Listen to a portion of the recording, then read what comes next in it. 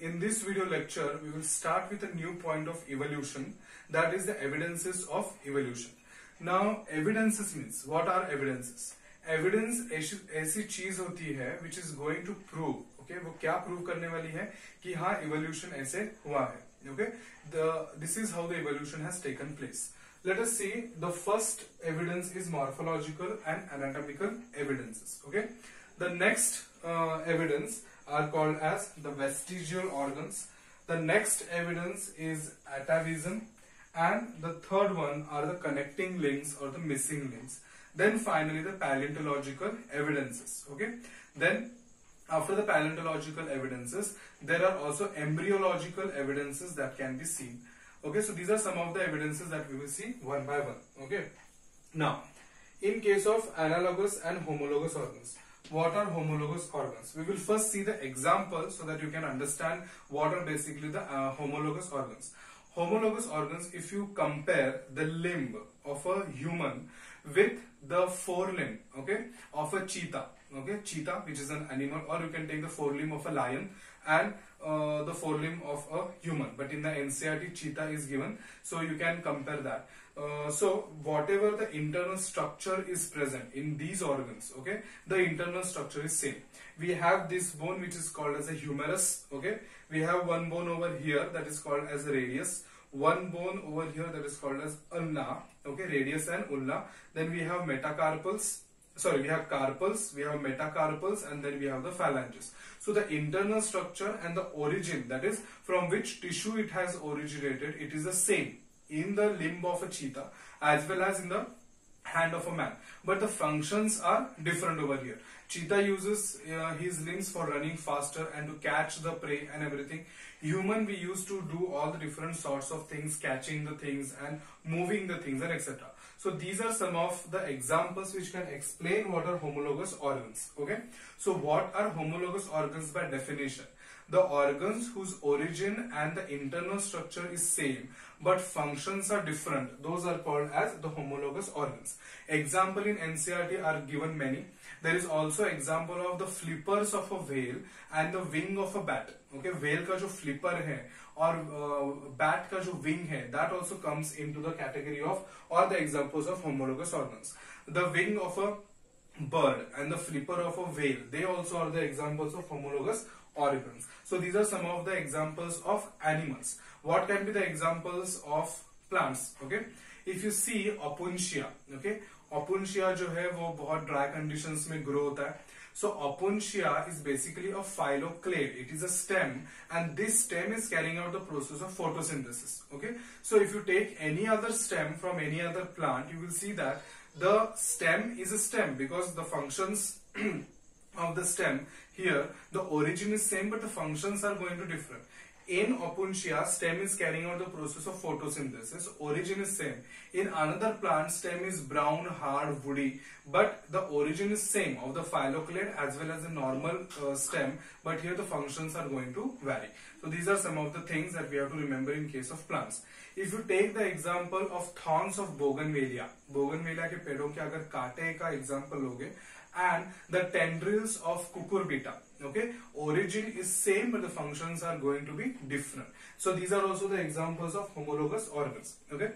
Another example comes if you compare the hearts, okay, if you compare the hearts of a fish, okay, and if you compare the heart of a mammal, okay, all the hearts, the origin is same but the functions are going to be different. So here are the examples of some of the homologous organs, okay, where the internal structure and origin is the same but the functions are going to be different.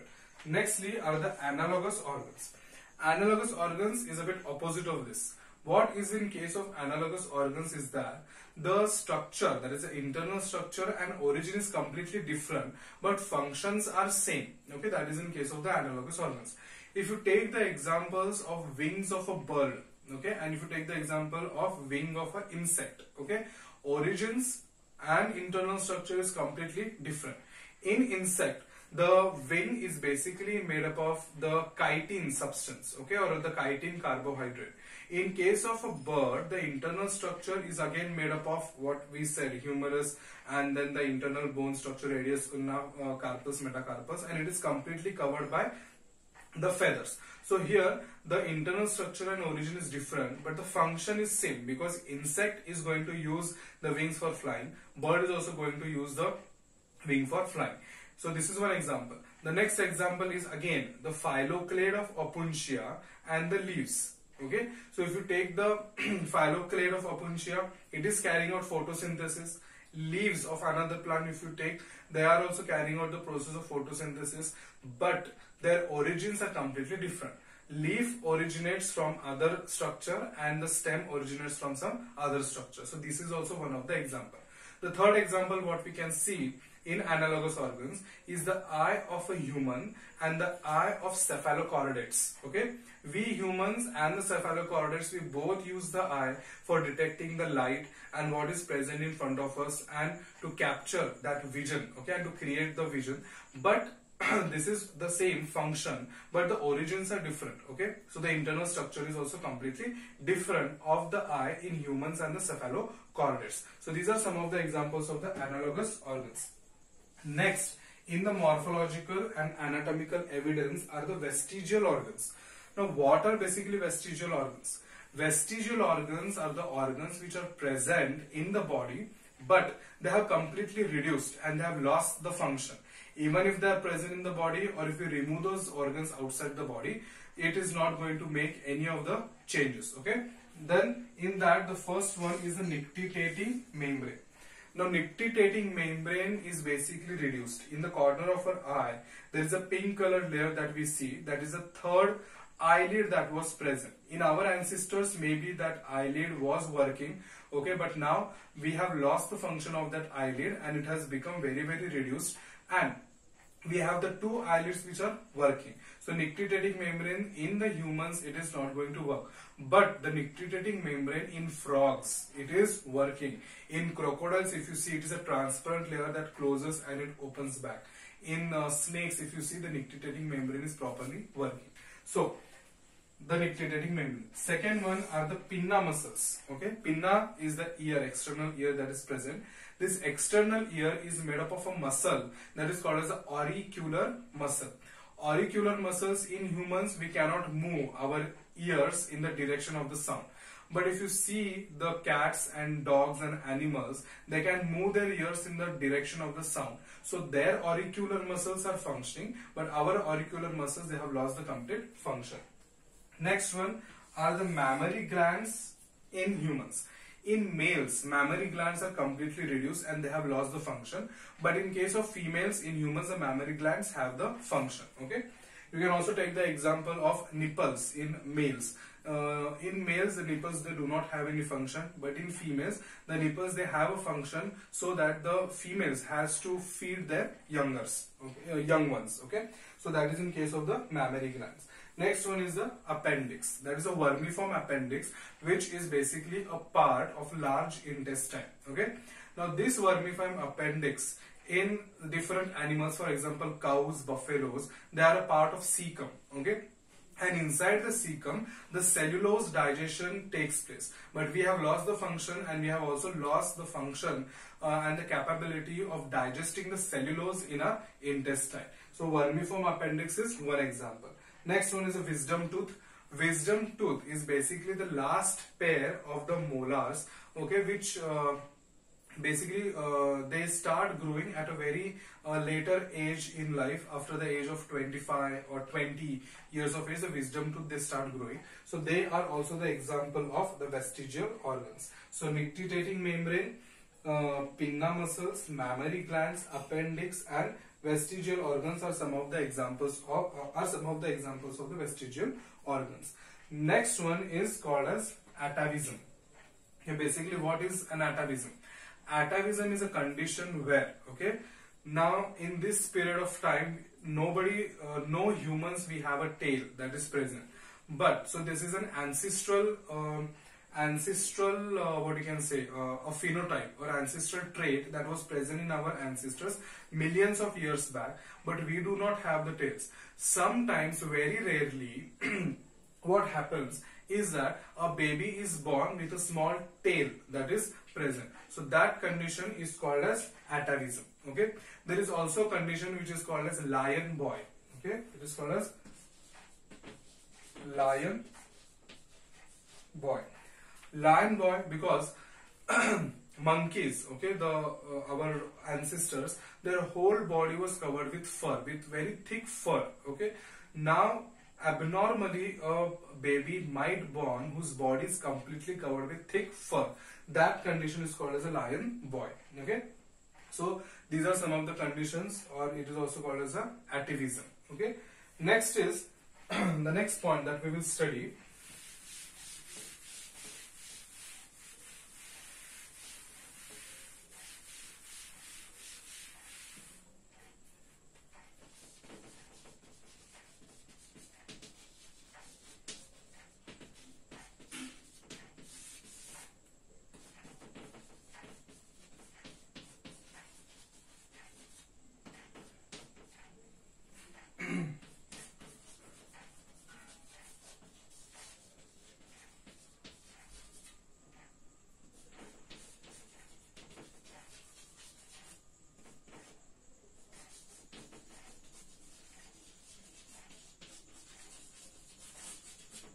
Okay, these are some of the connecting links. Okay, there are many connecting links, but till now the questions or some related points that are asked in the examinations or to learn these examples are more than enough, I feel.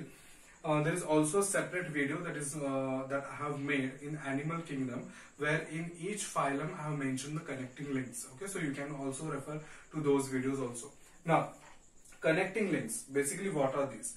These are some of the organisms that are going to share or that are going to show the features or the phenotypic conditions or the anatomical organs which are present in two different phylums. Okay, so those are called as the connecting links. Let us see the first, that is the protopterons.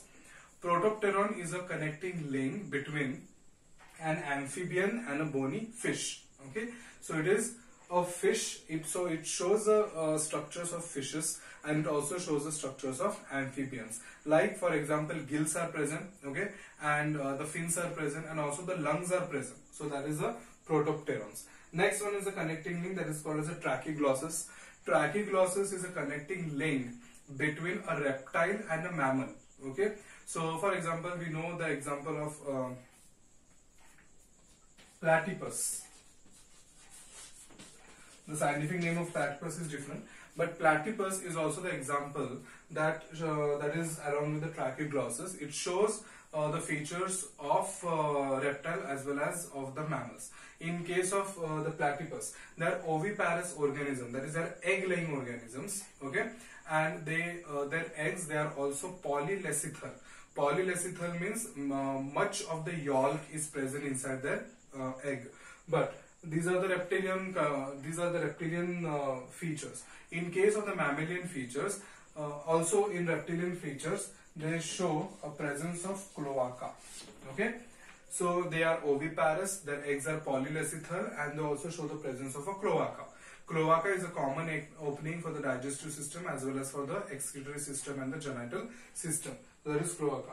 So that is the platypus. In case of mammalian features, what it shows? It shows mammary glands. Mammary glands, that is where the milk is produced by the female. So that is shown by the platypus, and the whole body is covered with hair or body. So these are some of the mammalian features that is shown by the platypus. Okay, so platypus is a connecting link between a reptile and a mammal. Next is chimera. Now what is basically chimera? Chimera is a connecting link between bony fish and the cartilaginous fishes, because it shows some of the features from both the types of organisms. Next one is the Archaeopteryx, which is not a living connecting link, it is an extinct one. Archaeopteryx has got extinct, but it was seen that when the fossils of the Archaeopteryx were studied, it was seen that Archaeopteryx shows the characteristics of reptiles as well as the characteristics of birds. So it is a connecting link between reptiles and birds. Like the reptiles, the mouth that was present, okay, it was a protruded mouth, and the teeth were present inside the jaws, and it was egg laying, which is a common feature between reptiles as well as the birds. It also had the claws, 4 limbs were present, and the digits were present, and the digits contain the claws, and the whole body was covered with feathers, okay, and a long tail was also present, which is a classical characteristic of a reptile. So Archaeopteryx is a connecting link between reptile and birds. So that's why nowadays there is a very famous proverb for the birds. Birds are called as a glorified reptiles. Glorified because they were earlier reptiles, but now they have got evolved into beautiful things, so they are glorified reptiles. So these are some of the connecting links: Protopterans, Tracheoglasses, Chimera, and then there is Archaeopteryx. The next one,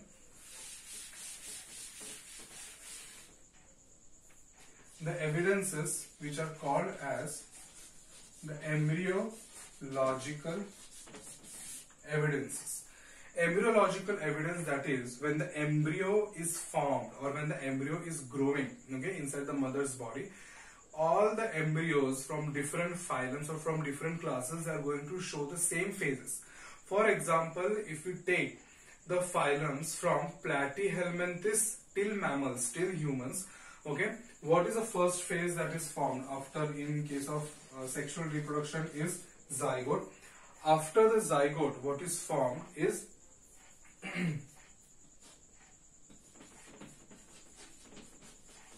blastula, and after blastula, what is formed is called as the gastrula. The process of formation of blastula is called as blastulation. Gastrula formation is called as gastrulation, and after the gastrulation, there are three layers formed, which are the three germ layers. That is, the outer one is called as the ectoderm, the middle one is called as the mesoderm, and the internal one is called as the endoderm.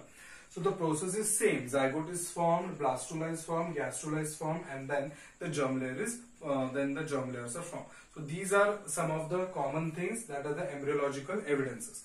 The another evidences can also be seen in case of from fishes till mammals, okay, in these classes, okay. Whenever the embryo of a fish is growing, or the mammal is growing, or the amphibian is growing, they show some of the common features. For example, the presence of gill slits in the embryos. So that's why this is the embryological evidence that is proving that all these organisms have grown from the common ancestor. So that is the embryological evidences that we have to remember. One thing in homologous organs and analogous organs that we studied in this video. Homologous organs are the examples of divergent evolution. What is divergent evolution? That is, there was one common ancestor, and from this common ancestor, many organisms were developed. So they diverged, okay, that's why they have the same internal structure, but as they were living into different geographical conditions or environmental conditions, they got different functions to those organs. So that's why they are called as divergent evolution. But in case of analogous organs, it is called as convergent evolution. Because why it is called as convergent evolution? These are two different organisms, okay, that they do not relate to one another in any of their pedigree. But as they are living in the same environmental conditions, they have the same need to survive in their environmental conditions. They have adapted, okay, the same type of structures,